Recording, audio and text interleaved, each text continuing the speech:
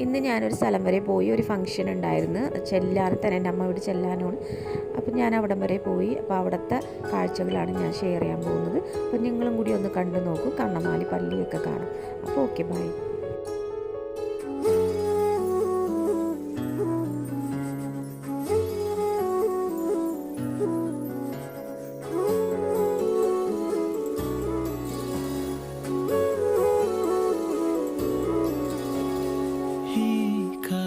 വന്നു കാതിൽ പറഞ്ഞു, നീ എന്നുമെന്നും എന്റേതു മാത്രം. ഉരുകുമെന്നിശ്വാസമായി ഉയിരിനെ പുൽകിടുമോ എൻ മൗനങ്ങൾ തേടും സംഗീതമേ. ഈ കണ്ണുകളിൽ നീയാണു ലോകം.